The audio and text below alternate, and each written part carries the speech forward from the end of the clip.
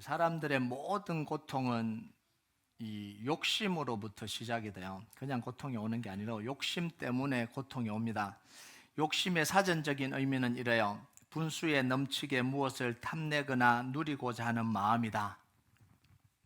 욕심이 왜 고통을 불러일으키냐면요, 욕심의 뿌리에는 뭐가 있냐면 하나님이 정해놓은 질서를 따라 살기를 거부하는 마음이 있는 거예요. 욕심 안에 뭐가 있냐면 하나님을 거부하는 마음이 있어요. 그래서 이 욕심으로부터 모든 죄와 모든 고통이 시작이 되는 거예요. 여러분, 아담의 범죄가요, 이 욕심으로부터 시작됐습니다. 창세기 3장 5절에서 6절까지 보면요, 같이 읽겠습니다. 시작. 너희가 그것을 먹는 날에는 너희 눈이 밝아져 하나님과 같이 되어 선악을 알 줄 하나님이 아심이니라. 여자가 그 나무를 본즉 먹음직도 하고 보암직도 하고 지혜롭게 할 만큼 탐스럽기도 한 나무인지라. 여자가 그 열매를 따먹고 자기와 함께 있는 남편에게도 주매 그도 먹은지라.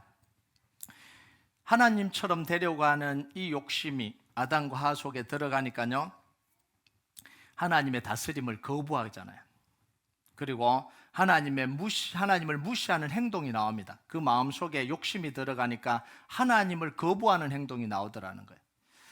여러분, 많이 가지고 유명해지고 성공하고 이거 자체가 욕심은 아니에요. 그걸 위해서 하나님을 거스르게 되는 게 이게 욕심의 문제죠. 제가 나중에 설명을 할 거예요, 이거는요. 그래서 인간에게 가장 중요한 게 뭐냐면 그 마음이고 동기예요. 마음에 따라서 눈이 바뀌고 생각이 바뀌고 이 행동이 바뀝니다.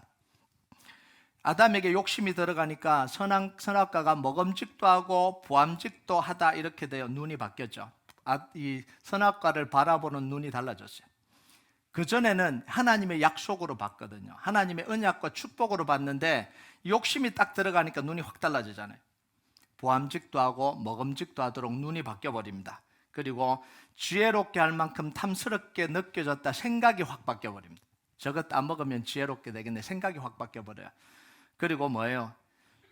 손을 내밀어 그 열매를 따먹었다 행동이 바뀌어버립니다. 그러니까 이게 마음이 너무 중요한 거죠. 그래서 사단은요, 우리를 유혹할 때 어디를 유혹하냐면 우리의 마음을 공격해요. 우리의 마음을 유혹합니다. 마음을 지배하면 그 사람을 지배할 수 있거든요. 다른 걸로는 지배가 안 되는데 마음을 지배하면 그 사람의 지배가 가능해요. 그래서 미운 마음, 조급한 마음, 두려운 마음, 교만한 마음, 상처난 마음, 억울한 마음 심어버리면요, 서운한 마음 확 심어버리면 이게 이겨낼 장사가 없잖아요. 오늘 해피하게 만나고 일주일 뒤에 만났는데 갑자기 표정이 달라졌어요.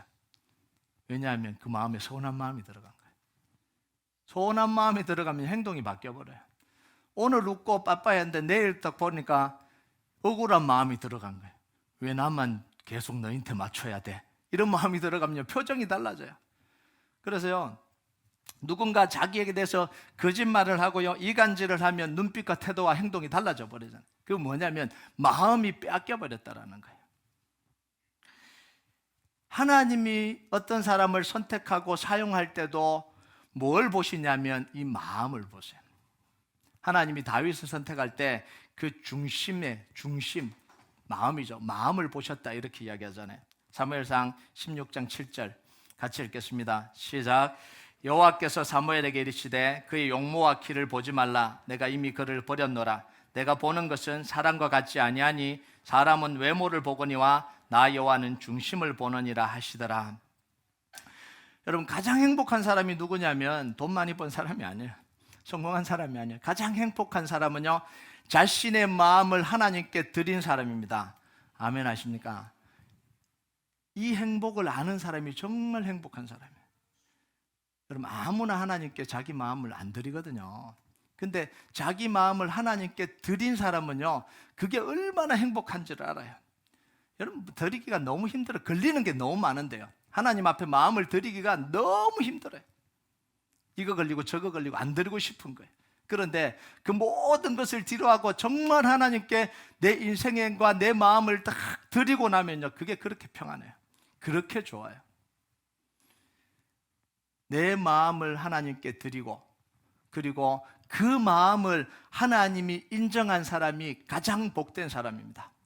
이걸 깨닫고 사도 바울이 뭐라고 이야기하냐면 내가 그리스도를 얻고 그 안에서 발견되기를 원한다, 이런 고백을 하잖아요.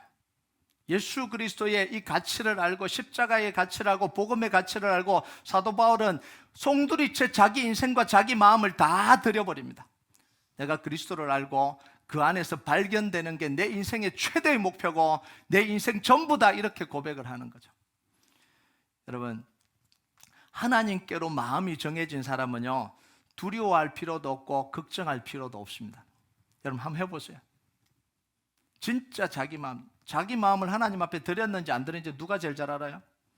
내가 제일 잘 알아요. 내가 알아요. 다른 사람 볼 필요도 없어요. 내가 알아요. 여러분, 정말 전심으로 내 마음을 하나님께 드리고 내 인생을 드린 사람은요, 두려워할 이유가 없습니다. 왜냐하면 하나님이 그 권능의 오른손으로 그 사람을 잡으시고 그 인생을 인도해 가시거든요. 이게 믿어지면 대박이에요. 주식 2배로 올라가면 대박이 아니고 이게 믿어지면 대박입니다.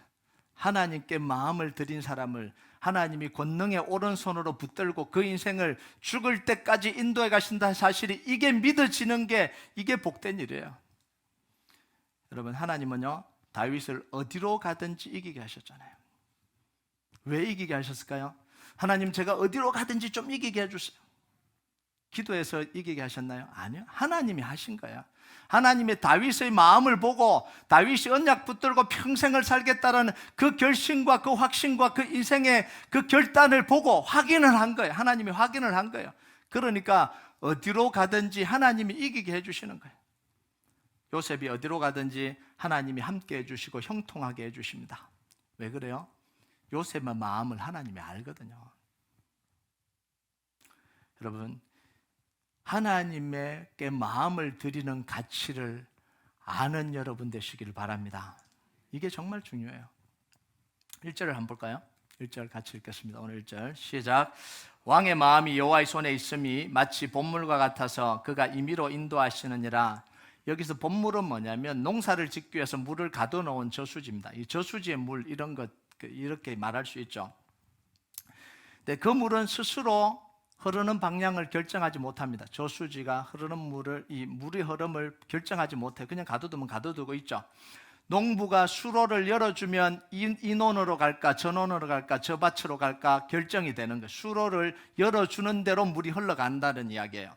그래서 물길의 방향을 잡아주고 물길을 열어주는 주인이 가장 중요하다는 거예요. 이 말씀이 뭐냐면 하나님이 인생의 물길을 여시는 분이라는, 그 왕의 인생의 물길을 여시는 분이 누구냐면 하나님이라는 거예요. 어떻게 여시냐면요, 하나님이 그 왕의 마음을 하나님 손바닥에 딱 올려놓고 하나님 마음, 그 왕의 마음을 보시는 거예요. 이 표현이요. 보시고 하나님의 마음대로 인생의 그 인생을 열기도 하시고 닫기도 하시고, 그 왕의 마음을 보시고 짧고 빠르게 흐르게도 하시고 빙빙 돌려서 아주 넓게 흐르게 하시기도 하신다는 거예요. 여러분, 그러니까 하나님을 향한 이 마음과 동기가 얼마나 중요하냐는 거예요.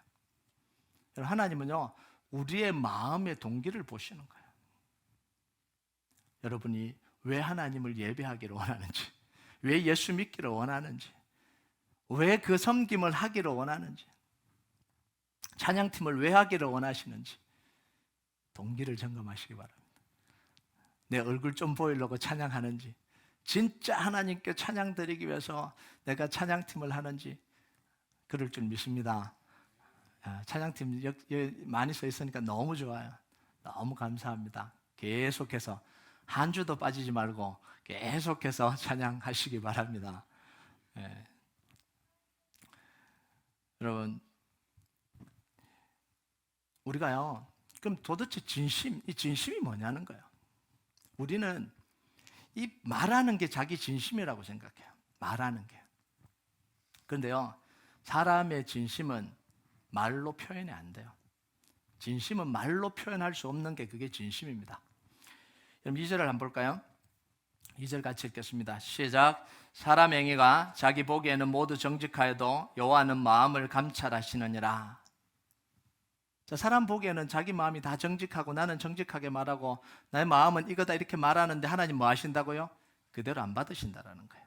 그 마음을 다시 감찰하신다 이렇게 이야기해요. 내가 하나님을 사랑한다, 예수님만으로 만족한다, 예수님이 나의 주인이고 왕이다, 하나님을 위해서 살겠다고 아무리 말을 해도 하나님은 그 말을 듣고 너 그렇게 하구나, 지금부터 축복 줄게 이렇게 하는 게 아니라 하나님이 직접 그 마음을 감찰해서 확인하신다라는 거예요. 여러분, 하나님은요 우리가 왜 말하는 걸 진심으로 안 받아주시냐는 거예요. 내가 진짜 진심으로 이야기했는데 왜 안 받아주시냐라는 거죠. 첫 번째는요, 우리의 마음은, 진심은 말로 표현할 수 없기 때문에 그래요. 여러분, 우리는요 진짜 마음과는 다른 이야기를 수도 없이 내뱉고 사시잖아요. 집에 초대받아서 가서 한 입 먹어보고 음식이 별론데 너무 맛있어요. 이런 음식 처음 먹어봐요. 마음에 없는 이야기를 내뱉으시잖아요. 그건 정말 좋은 겁니다. 그렇게 하시기 바랍니다. 계속해서 그렇게 하시기 바랍니다. 여러분, 행동 속에요 진심이 어느 정도 보일 수는 있는데 행동으로도 안 보여집니다. 정말 헷갈려요. 싫어하면서도 그 앞에서 웃고 있잖아요. 진짜 싫은데 그 앞에서 또 웃어야 되니까 또 웃고 있잖아요. 뒤에서는 욕하면서 그 사람 앞에서는 친한 척 하잖아요. 딴 사람 밑에는 다 그 사람 욕해놓고 가서 탁 서니까 너무 해피하게 너무 친한 척하고 있는 거거든요. 이게 사람이에요. 그러니까 말하고 행동으로는요 진심을 표현할 수가 없어요. 두 번째는요, 하나님이 우리 마음이 어떠한지를 너무 잘 알아요. 여러분, 에레미야 17장 9절 10절 한번 볼까요? 같이 읽겠습니다. 시작. 말문물보다 거짓되고 심히 부패한 것은 마음이라. 누가 능히 이를 알리오마는 나 여호와는 심장을 살피며 폐부를 시험하고 각각 그의 행위와 그의 행실대로 보응하나니. 하나님은요 우리 인간의 마음이 얼마나 악하고 추악한지 너무 잘 아는 거예요. 그리고요 얼마나 우리의 마음을 거짓으로 포장을 할 수 있는지 하나님 너무 잘 아는 거예요. 그런데요 사람의 진심을 알 수 있는 방법이 있어요. 그게 뭐냐면 뭘 선택하는지를 보면 진심을 알아요. 그 사람이 선택하는 게 진심이에요. 말로도 드러나지 않고 행동으로 드러나지 않는데 선택 속에서는 그 진심이 정확하게 드러나요. 진짜 중요한 순간에 그 사람이 뭘 선택하느냐 보면 그게 본심이거든요. 돈이 걸리고 인생이 걸리고 자존심이 걸린 문제 앞에서 선택하는 게 그 사람의 진심입니다. 가지 모임 때 나누었던 게 진심 아니에요. 나는 하나님을 너무 사랑하고 하나님을 위해서 내가 모든 걸 다 드릴 수 있고 나는 내 인생을 정말 하나님을 위해서 다 드리기를 원한다. 이게 진심이 아니에요. 돈이 걸리고 인생이 걸리고 자존심이 걸린 문제 앞에서 선택하는 게 그 사람의 진심이에요. 사람이 선택하는 걸 보면요 그 사람에게 하나님이 어떤 분이신가가 정확하게 보여집니다. 하나님이 주인인지 종인지가 정확하게 선택 속에서 드러나요. 내 인생의 우선순위가 뭔지 정확하게 선택하는 데서 드러납니다. 강연하는 데서 드러나지 않아요. 강연할 때 무슨 말을 못합니까? 간증할 때 무슨 말을 못해요? 언제 드러나냐면 자기 인생을 선택할 때 진심이 드러나는 거예요. 나의 우상이 뭔지를 정확하게 드러내는 데가 언제냐면 선택할 때요. 그럼 3절을 한번 볼까요? 3절 같이 읽겠습니다. 시작. 공의와 정의를 행하는 것은 제사 드리는 것보다 여호와께서 기쁘게 여기시느니라. 자, 제사할 때 드리는 말이 진심이 아니라는 이야기죠. 이 말이. 그죠? 제사 드릴 때 공의와 정의를 행하는 걸 하나님이 기뻐하신다는 거예요. 제사 드릴 때 늘 이렇게 종교적인 언어로 이렇게 고백하는 이것보다 하나님은 삶 속에서 정의와 공의를 행하는 걸 정확하게 그 마음에 진심으로 보신다 이런 이야기입니다. 자, 이 말은요 잘못 이해하면 안 됩니다. 예배는 필요 없고 정직하게 사는 게 중요하다 이런 이야기가 아닙니다. 찬양할 때 막 손들고 고백하는 게 이건 다 필요 없다. 이게 이런 이야기가 아니에요. 이런 사람들이 있습니다. 보니까 늘 이중적으로 사는 사람이 찬양할 때 막 손들고 이렇게 막 찬양하고 이러거든요. 그러니까 뭐라고 이야기를 하냐면 나는 찬양할 때 손 들고 찬양하는 사람을 정직하게 보지 않는다. 막 이렇게 이야기하는 사람이 있어요. 말도 안 되는 이야기예요. 여러분, 정말요, 찬양 드릴 때 진심으로 고백해야 돼요. 내 진심을 하나님 앞에 다 쏟아내야 돼요. 정말 하나님께 마음을 담은 고백을 하나님 앞에 드려야 됩니다. 기도할 때 정말 소리 높여서 부르짖는 게 너무너무 중요해요. 그런데 그게 진심이 되려면요, 그 고백과 내 선택이 같아야 된다는 거예요. 여러분, 다윗은요, 인생의 중요한 선택을 3번 했습니다. 물론 수많은 선택을 했죠. 인생에서 수많은 선택을 해왔어요. 그런데 우리가 볼 때 정말 다윗의 인생에서 중요한 선택을 3번 했는데요, 이 선택은요, 자기 인생이 걸린 문제였습니다. 정말 누가 봐도 그 선택 잘못하면 이 인생이 망가지는 선택이었어요. 자, 그런데 다윗은 그 모든 선택에서 하나님께 운명을 거는 쪽으로 선택을 했어요. 그럼 첫 번째 선택이 뭐냐면, 모든 사람들이 다 피하는 선택을 할 때 다윗은 어디로 가냐면 골리앗 앞으로 갑니다. 골리앗과 싸우러 나가요. 사무엘상 17장 47절 같이 읽겠습니다. 시작. 또 여호와의 구원하심이 칼과 창에 있지 아니함을 이 무리에게 알게 하리라. 전쟁은 여호와께 속한 것인즉 그가 너희를 우리 손에 넘기시리라. 여러분, 다윗은요, 골리앗과 싸우러 나갈 이유가 없는 사람이었습니다. 왜냐하면 군인이 아니었거든요. 전쟁터에 참여한 애가 아니에요. 그냥 도시락 가져다 주러 간 거예요. 전쟁할 나이도 아니에요. 핑계를 대려면 수십 번 핑계를 댈 수 있죠. 내 일 아니에요. 군인들 수도 없이 많은데 왜 내가 나서야 돼요? 그런데 그 선택에서 다윗은 뭘 선택하냐면 만군의 여호와 이름으로 골리앗에게 나가는 선택을 하는 거예요.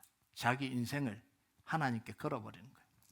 왜냐하면 그 골리앗이 내가 사랑하는 하나님을 모욕하고 있었거든요. 내가 믿는 하나님은 살아계신 하나님인데 그 할례 받지도 않은 이방인들 속에서 지금 무시당하고 있거든요.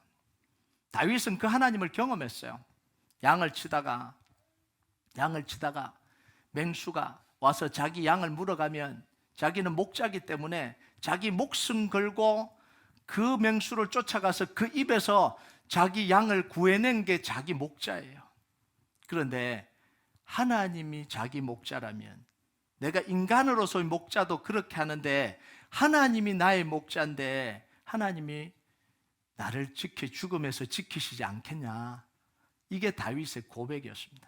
그러니까 여호와의 만군의 여호와 이름, 칼과 창과 단창으로 하지만 나는 만군의 여호와의 이름을 믿고 골리앗 앞으로 가겠다, 이렇게 고백을 하는 거예요.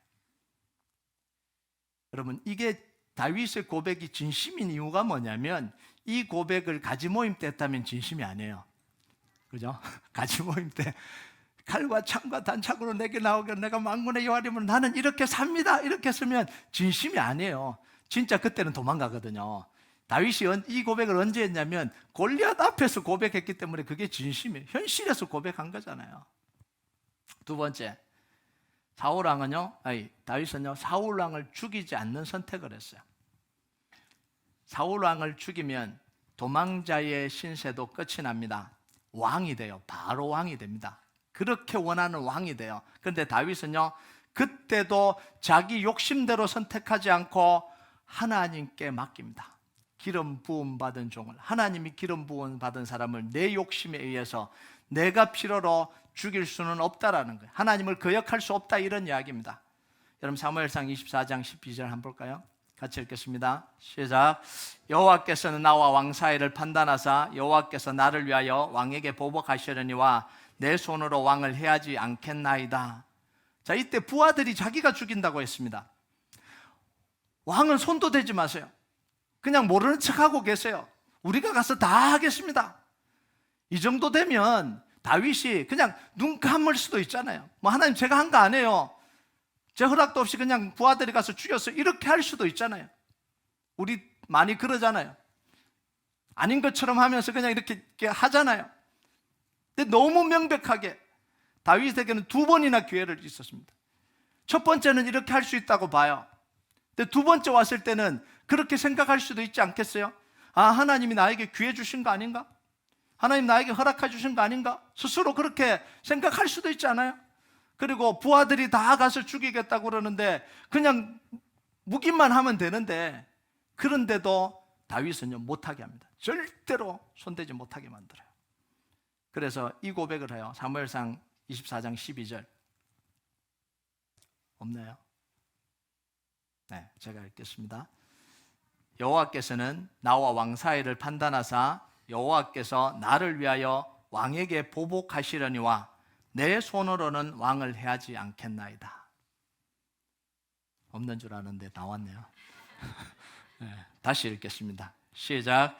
여호와께서는 나와 왕 사이를 판단하사 여호와께서 나를 위하여 왕에게 보복하시려니와 내 손으로는 왕을 해하지 않겠나이다.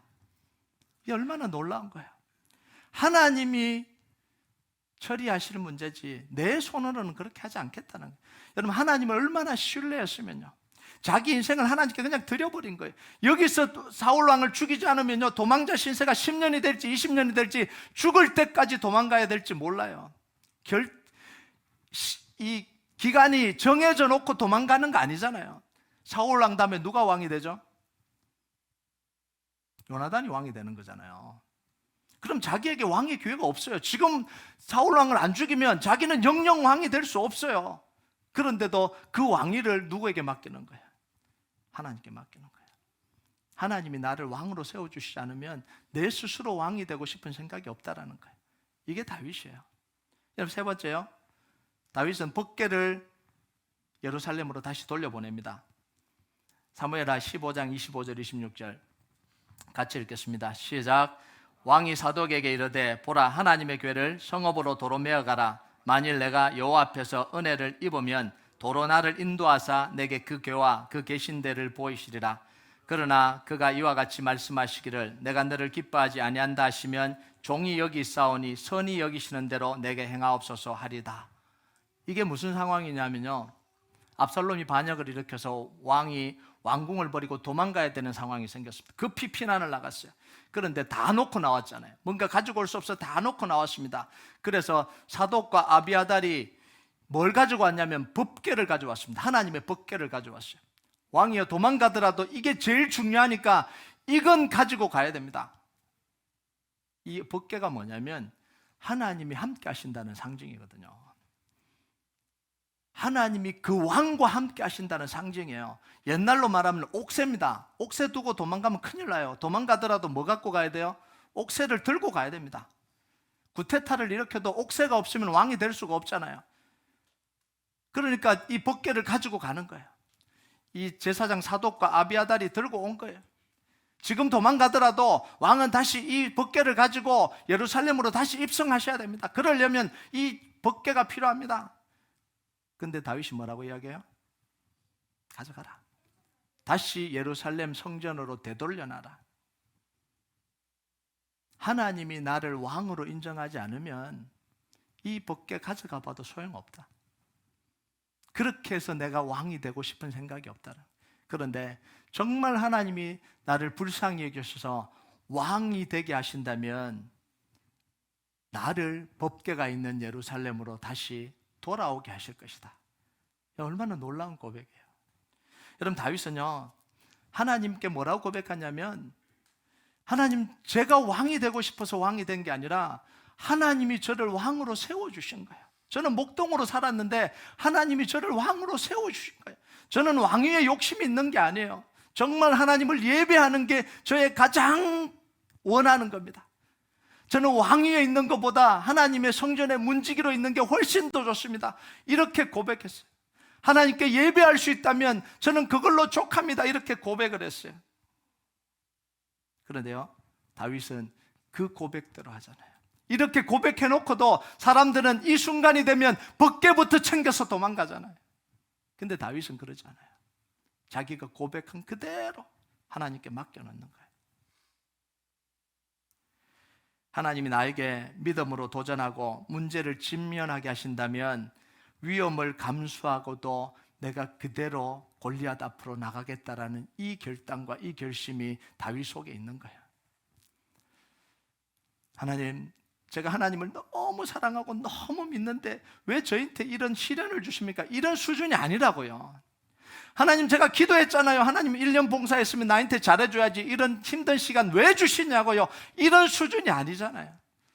하나님이 나에게 도전하게 하시고 고난을 감수하게 하시고 위험을 무릅쓰고 믿음의 결단을 하게 하시면 골리앗 앞에도 나가겠습니다. 이게 다윗의 삶이었어요. 다윗은요, 하나님이 나에게 허락하신 것은 감사하게 받지만 나에게 허락하지 않는 것이라면 나는 단 하나도 욕심내지 않겠다라는 거예요. 여러분, 다윗이 다 사양한 게 아니에요. 하나님의 축복 주신 걸 사양한 거 아니에요. 하나님이 축복 주시니까 아멘, 하나님 그대로 이루어 주십시오, 이렇게 기도한 사람이 이게 다윗이에요. 하나님께 성전 짓겠다고 했을 때 하나님이 다윗을 어마어마하게 축복해 줍니다. 내가 너의 집을 세워주겠다. 네 왕위가 영원토록 이어나게 하겠다. 내 자손으로 계속해서 왕위가 이어나가도록 하겠다. 네 씨를 통해서 예수 그리스도가, 그 예수 그리스도 구원자 예수 그리스도가 오시게 하겠다. 다윗이 뭐라 그러냐, 하나님 저희가 과부네요, 그런 거 안 받을래요, 이렇게 한 게 아니라 하나님 너무 감사합니다. 그 축복 주셔서 너무 감사합니다. 주님이 말씀하셨기 때문에 제가 그 약속의 말씀을 붙들고 지금부터 기도하겠습니다, 이렇게 했던 사람이 다윗입니다. 그런데 하나님이 허락하지 않으면 단 하나도 가지지 않겠다라는 거예요. 이게 다윗의 고백이에요. 하나님이 허락하신 고난이고 나를 훈련시키고 연단하는 시간이라면 하나님 그걸 내가 받아들이겠습니다. 이게 다윗이에요.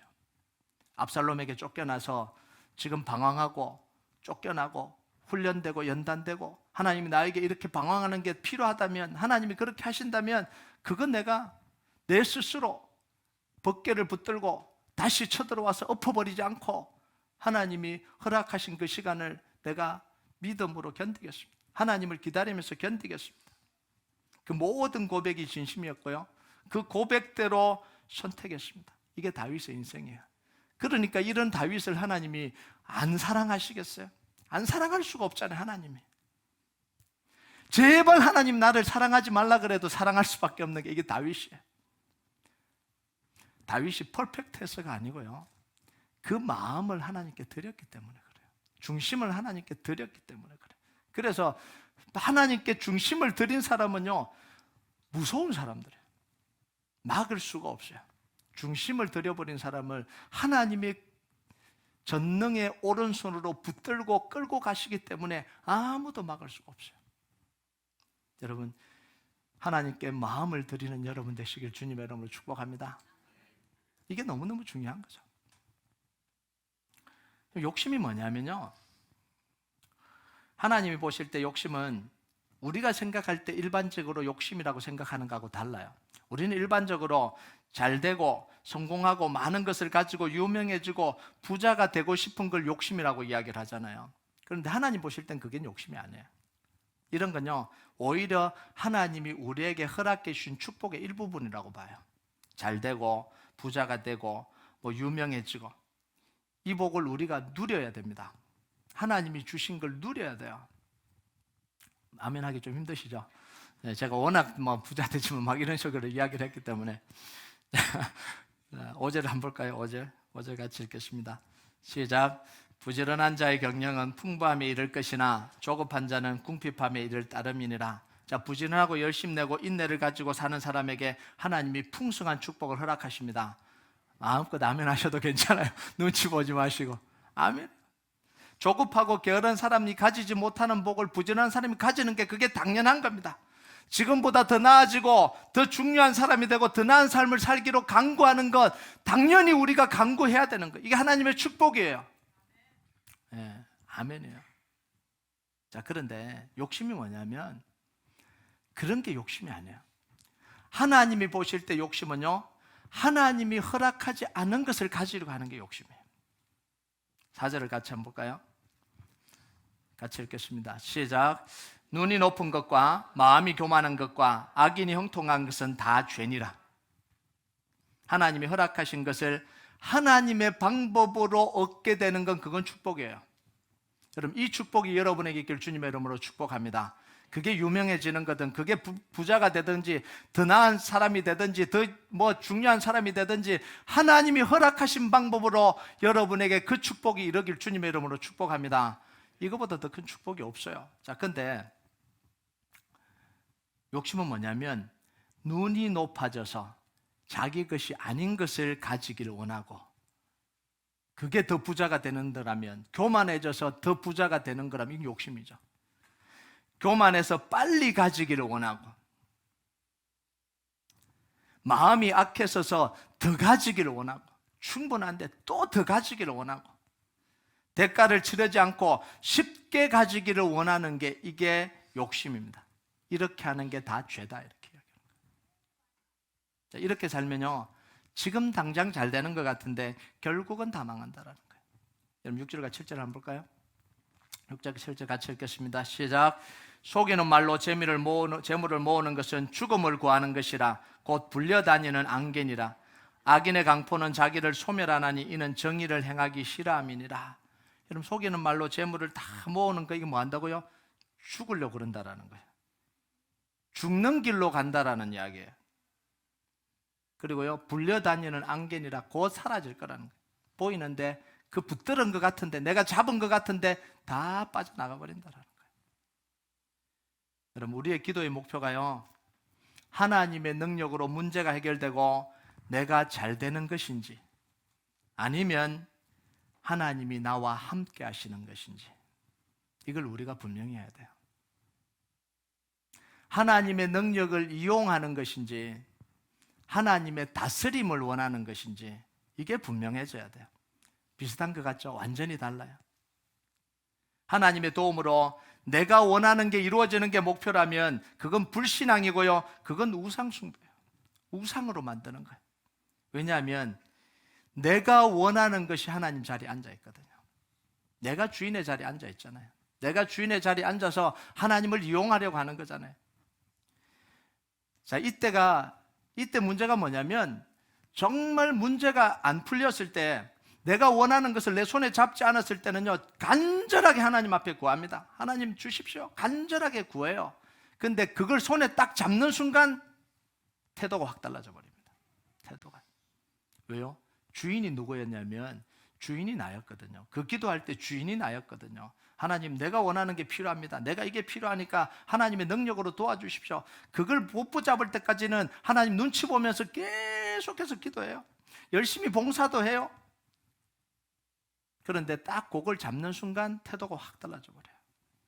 그리고는 만족한 정도가 되면 뭐라고 이야기를 하냐면, 하나님, 더 이상 기도할 게 없습니다. 하나님을 만날 이유가 없네요. 새벽에 일어나기가 너무 피곤합니다. 저를 좀 귀찮게 하지 마세요. 이렇게 태도가 바뀌는 거예요. 왜요? 예전부터 주인이 자기였거든요. 그런데요, 하나님이 우리 인생에 함께 해주시는 게 목적이면 잘 돼도 하나님과 함께 하는 게 기쁘고요, 못 돼도 하나님과 함께 하는 게 기쁘고 감사한 거예요. 기도할 수 있고 예배할 수 있는 것만으로 너무 감사한 거예요.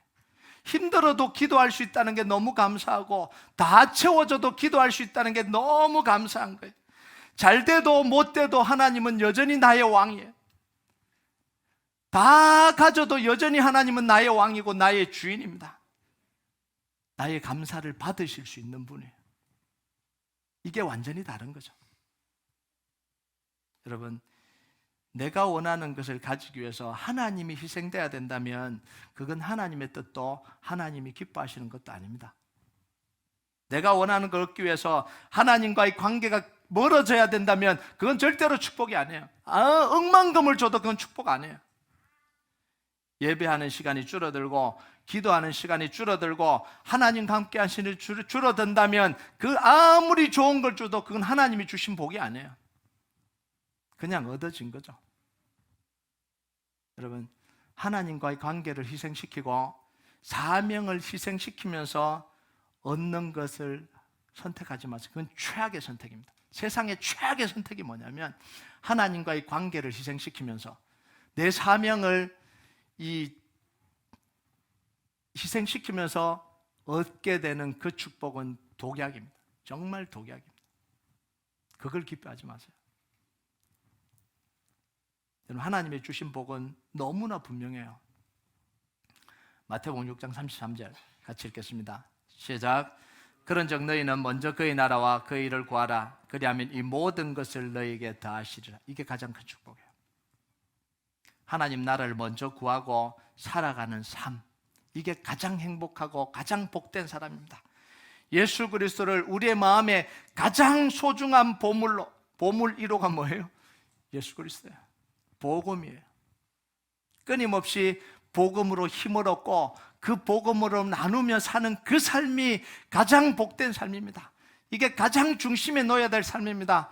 아멘 안 하면 도대체 여기서 아멘 안 하면 언제 인생을 도대체 어떻게 사시려고 그러십니까? 여러분, 그리고요, 이 복음을 통해서 하나님 나라를 만들어가는 것, 하나님 나라를 이루어가는 게 우리의 가장 중요한 일이에요. 이때 하나님은 우리가 가져야 될 모든 걸 다 주세요. 우리가 차지해야 될 자리에 하나님은 반드시 앉혀주세요. 내가 누려야 될 모든 영광을 다 차지하게 하십니다. 이게 하나님이에요. 이런 하나님과의 관계 속에서 아무리 큰 복을 받아도 하나님과의 관계는 절대 손상되지 않습니다. 이 관계가 너무 분명하면 아무리 복을 부어도 하나님과의 관계가 무너지지 않아요. 이게 다윗이잖아요.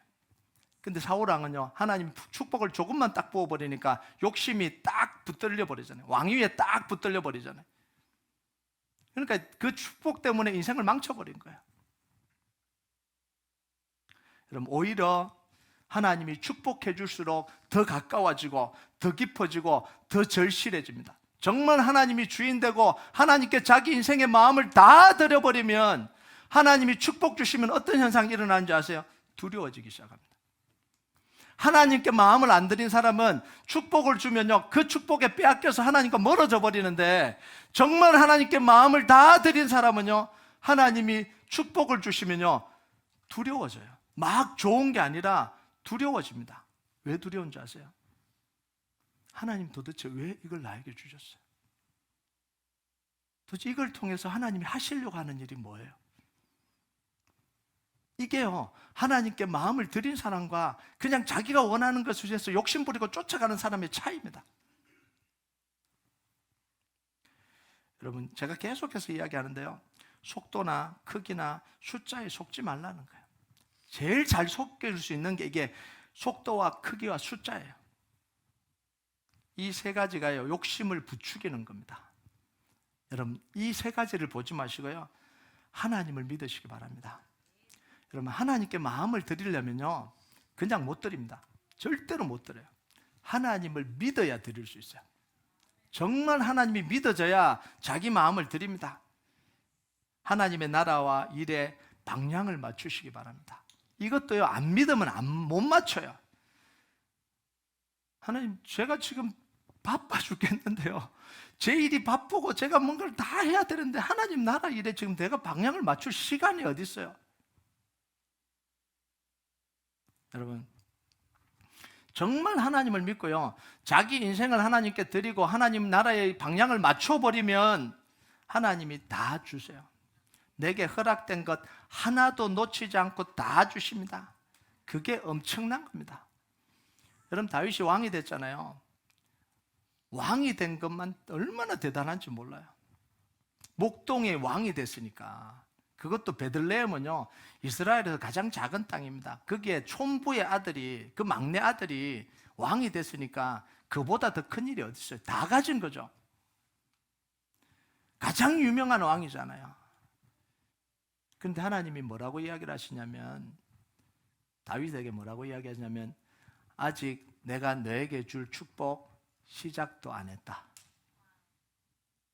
이게 다윗이 하나님께 마음을 드리고 난 뒤에 하나님이 다윗에게 한 이야기예요. 너는 얼마나 다 받은 줄 아냐? 다윗이 그래서, 하나님, 제가 왕이 된 것만 해도 너무 감사해요.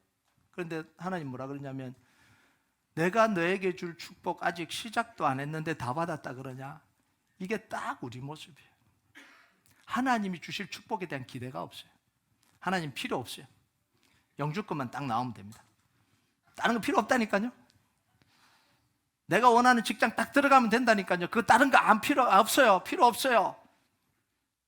딱 요 수준이에요. 한 번도 경험해보지를 못했기 때문에.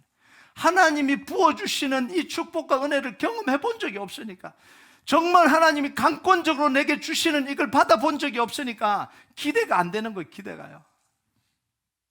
여러분, 하나님이 주시는 축복을 기대하시기 바랍니다. 여러분, 정말 하나님이 주셔요. 그걸 우리가 정말 받아야 돼요. 이게 영적인 축복에 대한 갈망이에요. 영주권 바라고 직장 좀 더 좋은 데 들어가고 이 수준이 아니라고요. 여러분, 다윗은요, 자기가 원하는 걸 얻기 위해서 하나님을 사랑한 게 아니에요.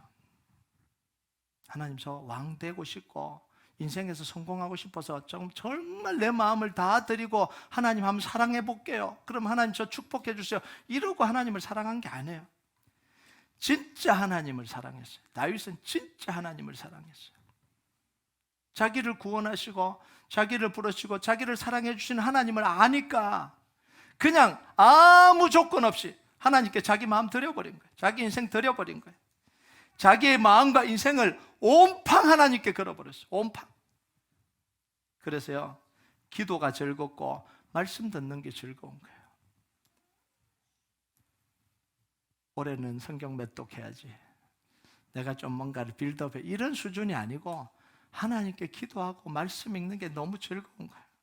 기도하고 말씀을 알아가는 게 너무 좋은 거예요. 하나님을 알아가는 게 너무 좋은 거예요. 하나님이 전부니까 하나님 마음을 알아야 되고 하나님께 기도해야 되고 하나님이 말씀해 주시는 그 약속을 붙들어야 되는 거죠. 왜요? 하나님이 전부인데요. 여러분, 우리 교회가 이 달라스에 부흥의 불을 지피고 이 여호수아 프로젝트를 이루어가려고 하는 목적이 뭐냐면 이거예요. 정말 하나님을 사랑해 보자는 거예요.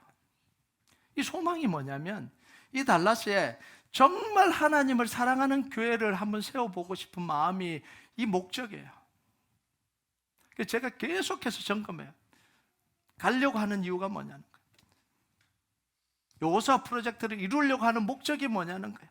제 안에서 계속 기도하면서 점검합니다. 큰 거 원하냐? 많은 사람 모이기를 원하냐? 뭔가 대단한 걸 원하냐? 그런 마음 조금 있습니다. 조금 있어요. 없으면 이게 말이 안 되는 거예요. 사람이 욕심이 없으면 말이 안 되는 거예요. 그러니까 계속해서 점검하는 거예요. 계속 기도하면서도 내 목적이 도대체 뭔가 계속해서 점검하는 거예요. 근데요, 정말 우리 교회가 이루고 싶은 게요, 단 하나예요. 정말 하나님이 사랑하시는 교회 한번 세워보고 정말 복음으로 사는 교회. 그래서 영적으로 죽어가는 사람들, 인생이 망가지고 깨지는 사람들, 답이 없어서 헤매는 사람들에게 생명의 복음을 전하는 교회, 그 교회 세우고 싶은 게 그게 목적이에요. 큰 곳으로 가서 많은 사람들이 모여서 한 번 주일날 예배드리고 그냥 우리 다 했다, 그런 종교 서비스를 제공하는 그게 아니라 정말 하나님을 사랑하기 때문에, 정말 하나님께 기도하고 싶어서, 정말 하나님 때문에 그냥 하나님 사랑합니다, 하나님 그 고백을 하며 살아가는 그 교회를 좀 이 달라스에 좀 일으켜 보고 싶은 그 마음 때문에 그래요. 제가 이렇게 늘 점검하는데요, 저보다 더 점검하는 사람이 있어요. 성령님보다 더 혹독하게 점검하는 사람이 있습니다. 제 아내입니다. 조금만 하면 막 당신 목적이 막 네, 감사해요. 때로는 좀 화가 나기도 하는데 감사해요. 그런데 이게 너무 중요한 거예요. 우리 목적이 뭐냐면 끊임없이 점검해야 되는 거예요. 여러분, 가장 무서운 인생, 가장 불쌍한 인생은 뭐냐면 어중간하게 가는 인생이에요. 비슷하게 가는 인생이에요. 겉으로 볼 때 하나님을 사랑하는 것 같은데 실제로는 아닌 거예요. 가장 악한 게 뭐냐면 자기 편인 척하면서 대적하는 거죠. 이게 제일 악한 거잖아요. 웃으면서 고집 부리는 거예요. 안 할래요. 이게 제일 악한 거예요. 제일 악한 거예요. 여러분, 금요 능력 기도에 나온 분들은요, 그래도 열심히 있는 분들이잖아요. 기도하는 분들이잖아요. 하나님 믿고 의지하려고 하는 분들이잖아요. 여러분, 비슷하게 하지 마시고요, 진심과 전심으로 하나님을 섬기시길 바랍니다. 하나님을 기뻐하고 하나님의 인도하심을 따라 사시기 바랍니다. 여러분의 인생을 하나님께 드려버리세요. 여러분의 마음을 하나님께 드리세요. 그러면 그때부터 하나님은 반드시 인도해 가십니다. 여러분, 다윗처럼 하나님이 붙들고 사용하시는 인생, 성공하기 위해서 마음을 드리지 마시고요, 그냥 하나님께 마음을 드리시기 바랍니다. 나를 구원해 주신 예수님, 나를 죽음에서 건져주시고 죄와 사망과 사단에서 이 권세에서 나를 해방시켜 주시고 하나님의 자녀로 살게 해주신 그 사랑 때문에 여러분의 인생을 온전히 하나님께 드리고 살아가는 여러분 되시길 주님의 이름으로 축복합니다. 우리 같이 찬양하도록 하겠습니다. 이 찬양 하나님 앞 좀 올려드립시다. 우리의 진심을 하나님 좀 표현했으면 좋겠습니다. 우리에겐 소원이 하나 있네. 주님 다시 오실 그날까지 우리 가슴에 새긴 주의 십자가 사랑, 나의 교회를 사랑케 하네. 주의 교회를 향한 우리 마음, 희생과 포기와 가난과 고난, 하물며 죽음조차 우리를 막을 수 없네. 우리 교회는 이 땅의 희망. 우리가 이 찬양, 하나님께서 우리 교회를 이렇게 세워주시고 우리가 이렇게 하나님 앞에 드려지길 원합니다. 이 고백 하나님 앞에 좀 올려드리겠습니다. 우리에겐 소원이 하나 있네. 우리에겐 소원이 하나 있네. 주님 다시 오실 그날까지, 주님 다시 오실 그날까지 우리 가슴에 새긴 주의 십자가 사랑, 가슴에 새긴 주의 십자가 사랑, 나의 교회를 사랑케 하네. 주의 교회를 향한 우리 마음, 주의 교회를 향한 우리 마음, 희생과 포기와 가난과 고난, 희생과 포기와 가난과 고난, 하물며 죽음조차, 하물며 죽음조차 우릴 막을 수 없네. 우리 교회는 이 땅에 희망, 교회를 교회되게, 교회를 교회되게, 예배 예배되게 우릴 사용하소서. 진정한 부흥의 날 오늘 임하도록 우릴 사용하소서. 우리에겐 소원이 하나 있네. 우리에게 소원이 하나 있네. 주님 다시 오실 그날까지 우리 가슴에 새긴 주님의 십자가 우리 사랑, 가슴에 새긴 주의 십자가 사랑, 나의 교회를 사랑케 하네. 주의 교회를 향한 우리의 마음, 주의 교회를 향한 우리 마음, 희생과 포기와 가난과 고난, 하물며 죽음조차, 며 죽음조차 우릴 막을 수 없네. 우리 교회는 이 땅에 희망, 교회되게, 교회를 교회되게, 예배 예배되게 우릴 사랑하소서.